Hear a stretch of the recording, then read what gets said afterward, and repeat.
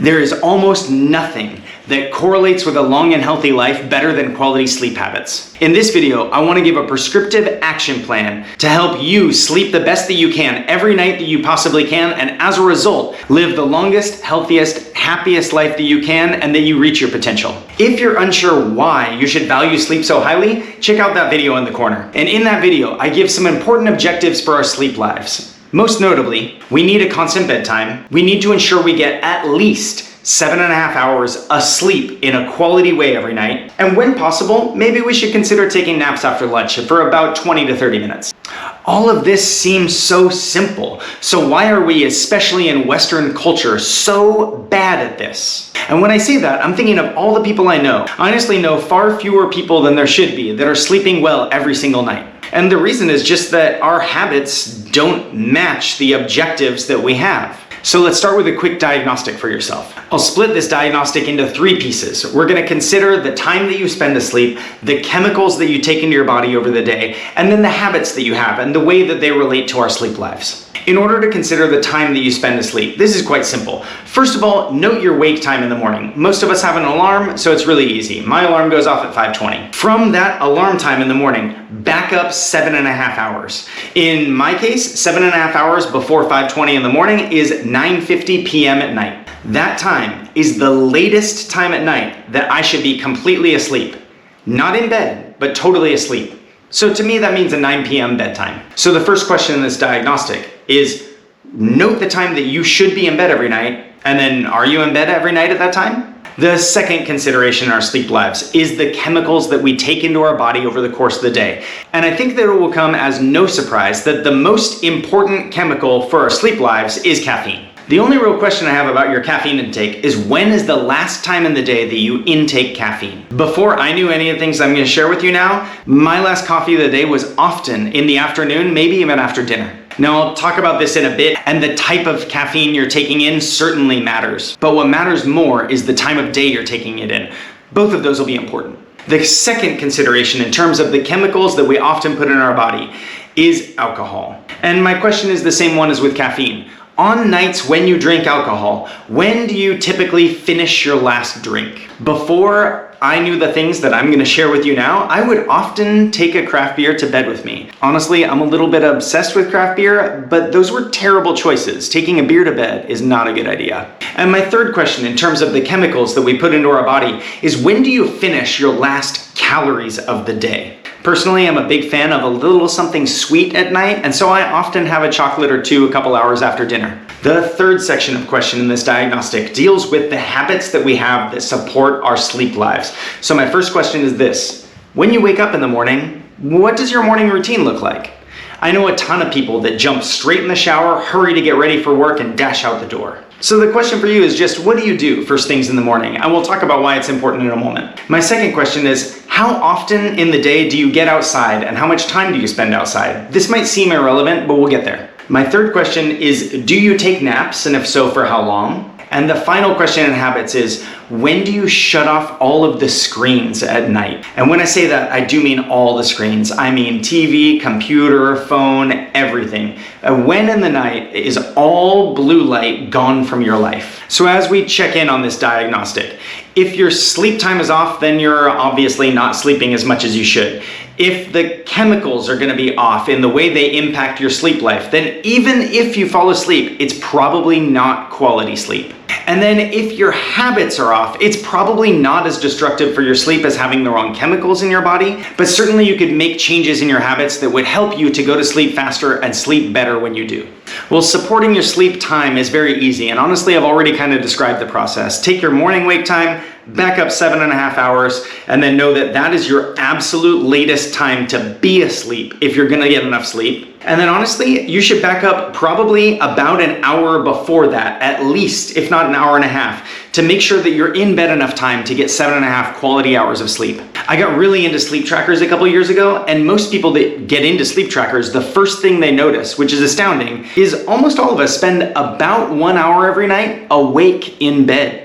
Now, it never felt like that to me, but my sleep tracker would say I'm awake for 1 hour. So if I'm gonna sleep for 7.5 hours, I better be in bed for 8.5 hours, which means for me, I'd rather go to 9 hours and play it on the safe side. Now, supporting your habits around chemicals that hold us back from sleep is also relatively easy to describe, but there are a few things you need to know about these different chemicals, so we'll start with caffeine. The first important thing to know about caffeine is that the half-life in the human bloodstream for most people is about 6 to 8 hours. Well, I'm a serious coffee drinker, and so if I have a cup of coffee, it's gonna be somewhere in the ballpark of 300 milligrams of caffeine. 6 to 8 hours later, I have half of that caffeine still in my system.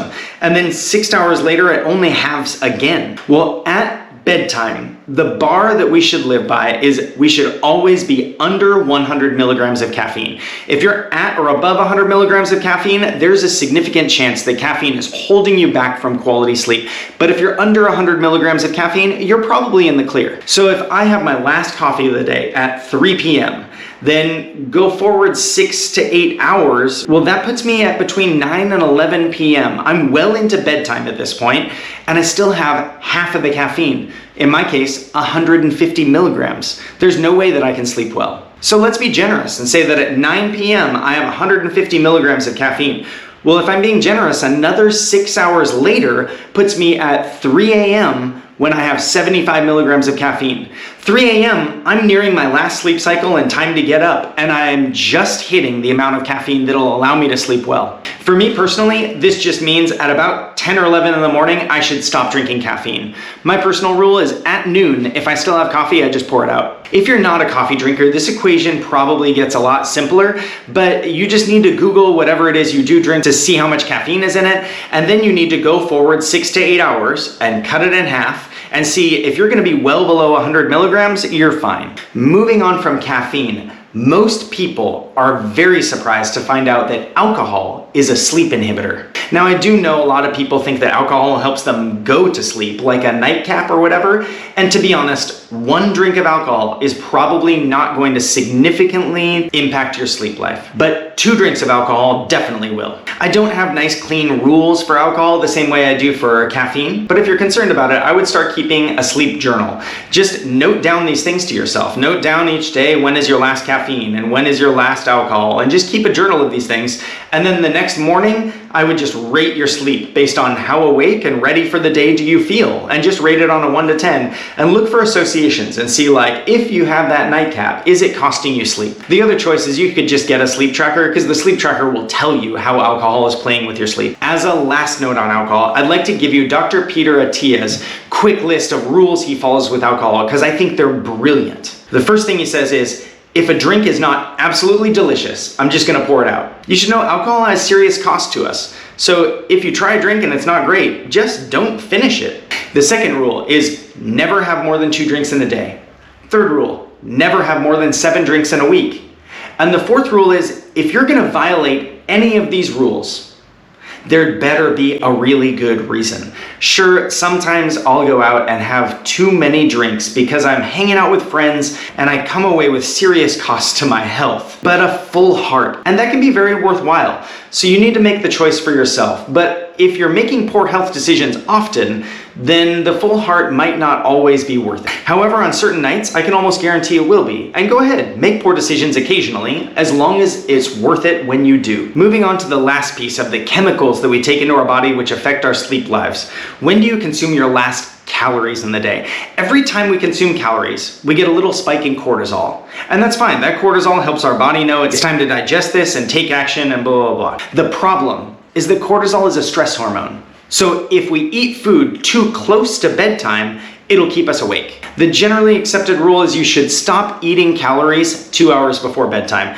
Now, obviously, if your stomach is growling and you can't get to sleep, yeah, go eat something small. But don't eat until you're full. Eat just enough that you can be comfortably falling asleep. And in an ideal world, you won't need to do that. You'll literally finish your calories 2 hours before bedtime. That will prepare your body well for sleep. And of course, this includes liquid calories as well. So the third category in the diagnostic was just your general life habits. And these habits come down to 2 things, either supporting our body's circadian rhythm or creating positive associations. Now, our body's circadian rhythm just comes from the fact that we evolved for all of human history tied together with sunlight. Well, our modern lives are almost totally divorced from sunlight, or at least could be if you would like to, but our bodies don't understand that, and our bodies are still tied to that sunlight. So in order to support your body's circadian rhythm, we should get outside first thing in the morning with no sunglasses, with no glass between our eyes and the sun, and simply get the spectrum of early morning sunlight low in the sky into our eyes.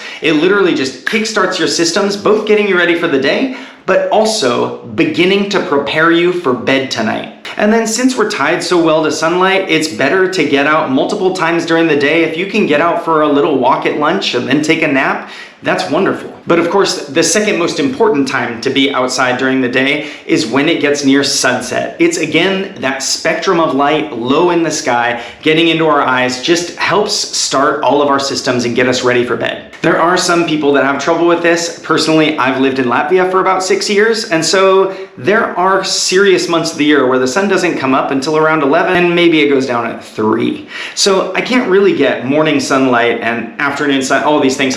What is the best thing to do instead is get the brightest light in your home, and first thing in the morning, turn it on. So I get out of bed and I go to the bathroom, and the first thing I do in the bathroom is turn on the light, even though it's uncomfortable, but it's really just to wake myself up. And then I'll come out, the brightest light I have in my home, and many of you, it'll be the same, is one of those circle lights that we use for like video chatting and things like that. They're very bright lights. And so I just put mine in the corner of my home and I turn it on every morning. The next habit that will super support your sleep lives has to do with the screens we watch. Ideally, we should turn off all blue light an hour or two before bedtime. And this does mean like an hour or two before you go to bed. So like 11 hours before you're gonna wake up in the morning, we should be turning off all of the screens, all the blue light. Firelight doesn't seem to have the same effect. So if you have like candles or a fire in the fireplace or a campfire, it seems to be perfectly fine and you could go to bed and sleep perfectly. But if you have your phone, TV, computer in those last hours before bed, it seriously could keep you awake or lower the quality of your sleep. Now, I'm willing to bet some people will find this just totally impossible. So if that's you, I would say you should take all of the actions that you possibly can. Blue blocker glasses probably help to some extent. Changing from a TV to a projector on the wall probably helps to some extent. But none of these solutions are ideal. In reality, we should be shutting off all blue light and not worrying about candles. The other things that we could be doing in order to support our sleep life have to do with habits. So some people, in order to get to sleep quickly and stay asleep, really need a strong bedtime routine. And for some people, that routine is like a bath to get ready for bed, or a specific ritual to calm down for bed, or having your tea at bedtime, something like that. And tea, by the way, could have caffeine. Mostly I'd be talking about herbal teas, which really could help prepare you for sleep. The final thing that's worth noting here is naps. Now, there are very few studies that deal with napping or biphasic sleep, but the few that exist show very strong relationships. So the main one that I know of dealt with Greece, which has like a siesta culture, and they studied a group of only men, and they split these men into two groups. One group continued with that siesta culture, napping in the day, and the other group stopped and moved to our more modern, like monophasic sleep, where you only sleep at night with no sleep during the day. And the results were totally destructive. Most notably, the group that stopped biphasic sleep and moved to only sleeping at night saw a large jump in cardiac troubles. So I'm sure the evidence behind this will grow, and then we'll have a better idea about the benefits of napping, or perhaps the costs. But for now, I would just say, like, the data seems to suggest maybe we should consider naps. With these actions, we can learn to sleep well and gain immense benefits to our health. One of the premier sleep researchers in the world, Matthew Walker, says sleep is nature's best shot at the elixir of immortality. By taking these actions, I hope you feel like that's the case. I certainly do. Stoic Yogi out.